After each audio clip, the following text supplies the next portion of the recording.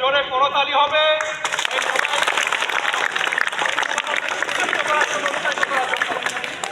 Thank you সবাইকে।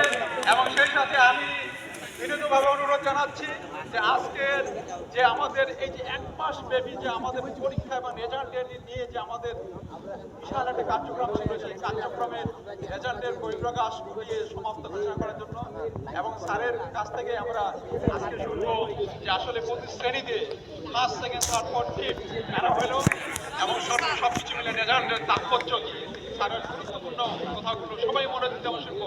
সবাই ready? প্রস্তুত? আমি স্যারকে দিচ্ছি কিন্তু মাইক। হ্যাঁ, সবাই রেডি থাকো, অতিথা করে। Thank you.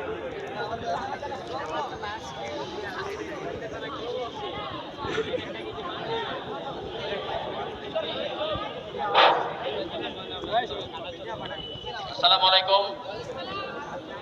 আমার কথা কি শোনা যাচ্ছে? পিছনে, একেবারে পিছনে শুনতে পাচ্ছ? পিছনের জন? আলহামদুলিল্লাহ, আমিও ভালো আছি। তোমাদের আজকে আমরা একত্রিত করেছি যে আজকে রেজাল্ট ঘোষণা করবো। সেটা কিন্তু অনেক আগে থেকে আমরা ঘোষণা দিয়েছিলাম, তাই না? যে আমরা আগামী 10 তারিখে ফলাফল ঘোষণা করবো। আমরা আমাদের কথা রেখেছি এবং সময় অনুযায়ী আমরা রেজাল্ট ঘোষণা করবো ইনশাআল্লাহ। তোমাদের রেজাল্টটা যাতে ভালো হয় এই জন্য আমরা অনেক পদক্ষেপ নিয়েছি। তার মধ্যে একটা পদক্ষেপ হচ্ছে, আমি আমার সংশ্লিষ্ট শিক্ষকদেরকে অনুরোধ করেছিলাম যে আপনারা ছেলে মেয়েদেরকে সাজেশান দেবেন এবং ওই সাজেশান অনুযায়ী যদি প্রশ্নপত্র হয় পেয়েছে কিনা, ওগুলো পরীক্ষাতে আসছে কিনা, তোমরা সবাই আমাকে বলছে হ্যাঁ স্যার ওগুলোই আসছে, তাই তো? কেন এগুলা বলছি? এই কারণে যে তোমরা যাতে একটা ভালো রেজাল্ট করো, ভালো ফলাফল করো। ভালো ফলাফল করলে কিন্তু অনেক সুবিধা, তোমার উপবৃত্তি পাবে, বেতন মার্ক পাবে, অনেক সুবিধা আছে।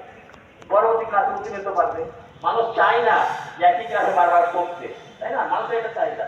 তোমার জায়গাটা তুমি উপরে উঠে একটা ফাঁকা হবে, ফাঁকা জায়গা আবার একটা গুরুত্বপূর্ণ কথা আমি আবার রিপিট করতে দিচ্ছি, এই কারণে যেহেতু খুবই গুরুত্বপূর্ণ। আমাদের একাডেমিক ইনচার্জ মহোদয় বলেছেন, তোমাদের কি বলেছেন?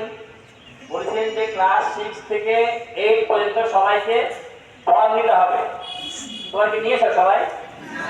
যারা নিয়েছে তারা তো নিয়েছে, যারা নেওয়া না এখন পর্যন্ত অবশ্যই ফর্ম দিয়ে জমা দিতে হবে।